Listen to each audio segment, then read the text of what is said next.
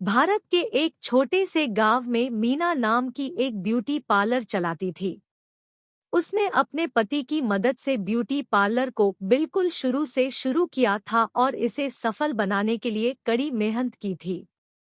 मीना अपने सौंदर्य उपचारों के लिए पूरे गांव में जानी जाती थी और वर्षों में उन्होंने एक वफादार ग्राहक आधार बनाया था। एक दिन गांव में एक नया ब्यूटी पार्लर खुल गया।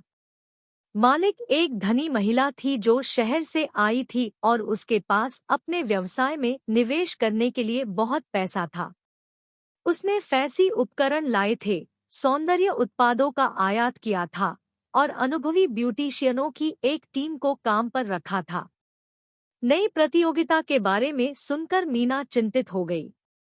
वह जानती थी कि उसके ग्राहक नए पार्लर को आजमाने के लिए ललचा सकते हैं और चिंतित हैं कि वह व्यवसाय खो देगी। लेकिन हार मानने के बजाय मीना ने इस बात पर ध्यान केंद्रित करने का फैसला किया कि उन्होंने सबसे अच्छा क्या किया, व्यक्तिगत और किफ़ायती सौंदर्य उपचार प्रदान करना। उसने अपने ग्राहकों के लिए विशेष पैकेज की पेशकश शुरू कर दी, जिसमें बार बार आने पर छूट और रेफरल के लिए मुफ्त सौंदर्य उपचार शामिल है।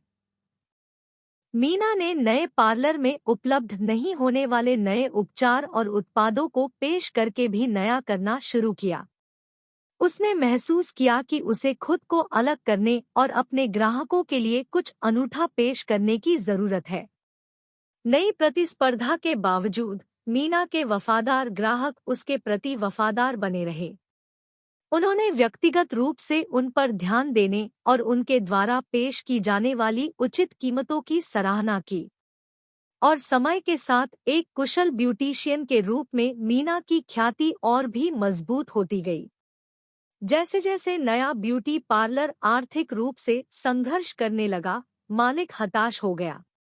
उसने मीना की कीमतों को कम करना शुरू किया और भी अधिक छूट की पेशकश की, लेकिन बात नहीं बनी। ग्राहक अभी भी मीना की व्यक्तिगत सेवा और उचित कीमतों को पसंद करते हैं। अंत में नए ब्यूटी पार्लर के मालिक ने मीना के पास जाने और उससे मदद मांगने का फैसला किया। उसने स्वीकार किया कि कीमत पर मीना के साथ प्रतिस्पर्धा करने की कोशिश करके उसने गलती की थी और महसूस किया कि वह मीना की तरह व्यक्तिगत सेवा के समान स्तर की पेशकश नहीं कर सकती थी। मीना नेकदिल इंसान होने के नाते मदद करने को तैयार हो गई। उसने नए ब्यूटिशियन को दूसरे पार्लर में प्रशिक्षित करने की पेशकश की और यहाँ तक कि उन्हें अपने खुद के कुछ उत्पाद भी इस्तेमाल करने के लिए दिए। मीना जानती थी कि नए पार्लर की मदद करके वह न केवल एक अच्छा काम कर रही है, बल्कि एक कुशल ब्यूटिशियन के रूप में अपनी प्रतिष्ठा भी मजबूत कर रही है। समय के साथ नया ब्यूटी पार्लर ठीक होने लगा।